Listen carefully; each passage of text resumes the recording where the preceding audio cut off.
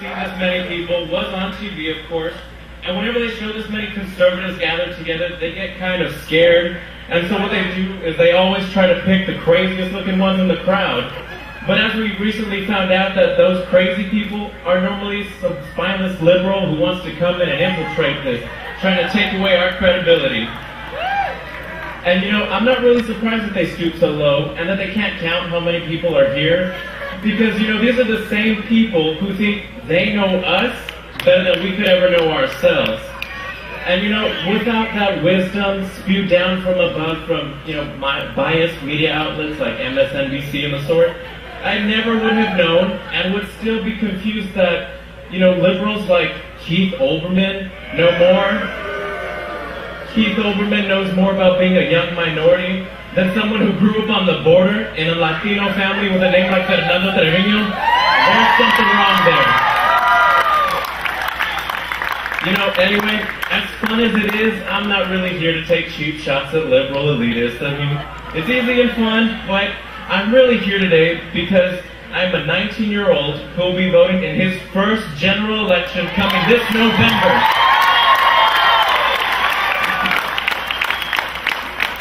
And you know, aside from being a proud fighting Texas Aggie, I'm a proud Texas conservative who is ready to do my part to rip that gavel from Nancy Pelosi's hands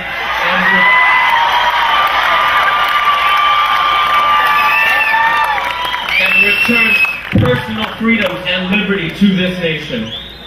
You know, as a freshman in college, I kind of grown to like, you know, personal liberties, as is everyone in college. And so it always surprises me and kind of confuses me whenever my friends vote for liberals for public office.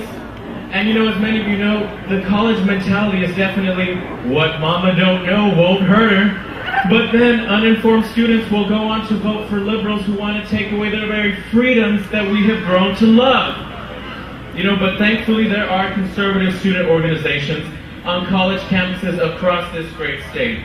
And you know, one of my friends just informed me that back home in Aggieland, it was pouring, as it always is. If you've ever been there for more than a week, you know it rains like every day. But they organized a tea party for today, and over 1,200 students showed up in the pouring rain to support conservatism. You know, and one of the things that we try to teach other students is that all we conservatives really want is to create a nation in which individuals can strive and succeed by our own God-given talents. And I may not know everyone who's here, of course, but I'm pretty sure that each one of you is smart enough to know what's best for you and how to best raise your family better than any liberal elitist thousands of miles away in Washington. And you know, this is exactly why we need to support conservative candidates and conservative organizations. Maybe with some conservatives in Congress, we'll force Congress to finally cut that cord and give us a chance to learn from our mistakes and grow towards and work towards a better future, free of an intrusive and debilitating government. You know, if liberals and our elected officials only had enough faith in us, then maybe they'd be pleasantly surprised to discover the amazing ingenuity that lies within each one of us and the awe-inspiring feats that Americans can accomplish when our backs are up against the wall. And you know what? I think many elected officials will be surprised this November, but not pleasantly. I mean, liberals have pushed us up against the wall, and we're not going to take it anymore. Not only will we win, but we will reverse the damage that has been done and allow for the individual within each one of us to shine through and reignite that beacon of freedom that has always been the United States of America and our Constitution.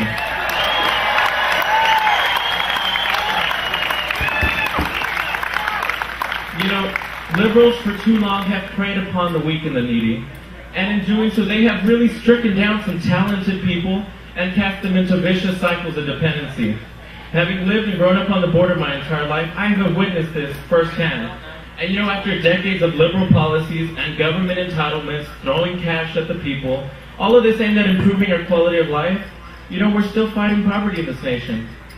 So, let's see, maybe compromising our freedoms for a false sense of security doesn't work. I mean, What a novel concept. Before now, radical ideas based on the power of the individual were only espoused by people like, say, our founding fathers. And to me, this Tea Party movement is a political great awakening in this nation. People are finally waking up and realizing what's happening. And I hope that more of our fellow Americans will be able to hear our cry and wake up and realize that our founding principles, not some big, fat, grandiose government, is what has made this nation successful for so many centuries. And we will only continue to be successful if we get back to our conservative roots and our founding principles. And you know, since I started with an Aggie tradition, I figured I might as well end with one. Let's beat the hell out of liberals in November.